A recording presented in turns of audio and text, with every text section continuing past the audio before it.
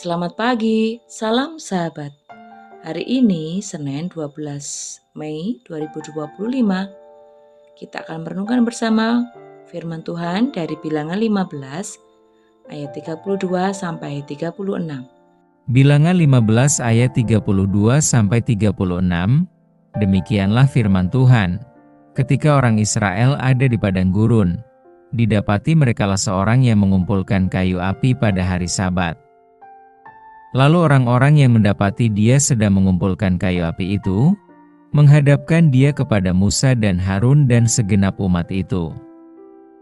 Orang itu dimasukkan dalam tahanan, oleh karena belum ditentukan apa yang harus dilakukan kepadanya.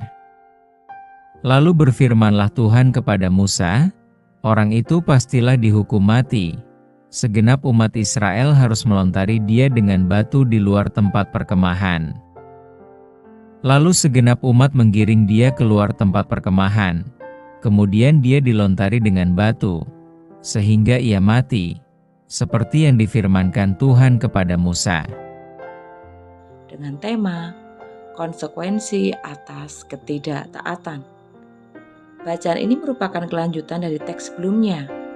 Bagian sebelumnya mengatur konsekuensi antara perbuatan dosa yang tidak sengaja dan perbuatan dosa yang dilakukan dengan sengaja melalui ritual kurban dan pendamaian oleh imam. Orang yang berbuat dosa tanpa sengaja memperoleh pengampunan di ayat 25-28. Namun orang yang berbuat dosa dengan sengaja harus dilenyapkan di ayat 31. Ketika orang Israel ada di padang gurun, ada orang yang kedapatan mengumpulkan kayu api pada saat Sabat. Di ayat 32 sampai 34. Hukum memelihara Sabat telah diberikan pada saat orang Israel berada di Sinai. Bisa dilihat di Keluaran 19 ayat 1 dan Bilangan 10 ayat 10.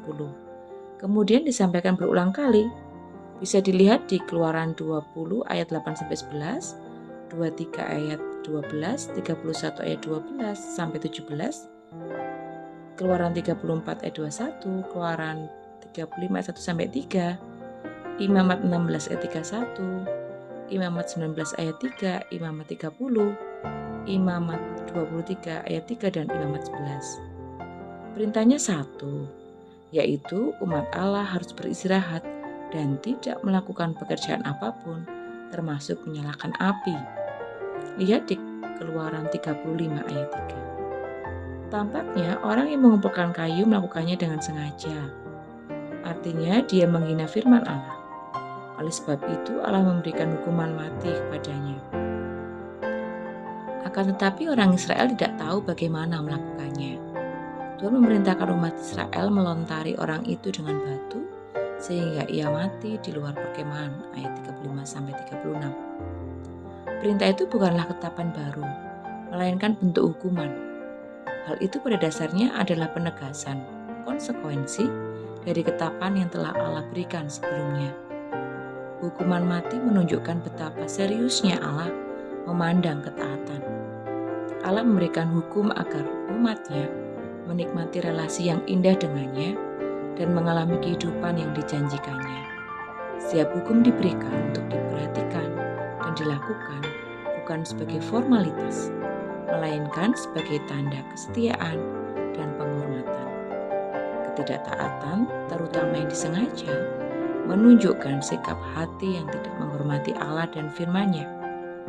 Mendengarkan dan mengindahkan suara Allah lebih baik daripada korban sembelihan.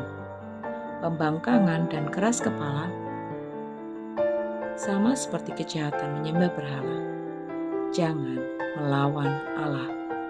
Mari bersama kita berdoa. Pagi ini Tuhan, kami boleh diingatkan supaya kami tidak membangkang, tidak keras kepala, dan juga selalu taat dan dengar-dengaran akan firman-Mu. Untuk itu Tuhan, dengan rendah hati kami memohon kepadamu, mampukan kami untuk boleh dengan rendah hati mendengarkan suara-Mu ketika kami bangun tidur, ketika kami akan tidur, bahkan dalam setiap hembusan nafas kami. Mampukan kami untuk terus mengenal Engkau lebih dalam dan lebih dalam lagi. Terima kasih ya Tuhan, di dalam nama-Mu kami berdoa dan bersyukur. Haleluya, amin. Bertemu esok, Tuhan Yesus memberkati.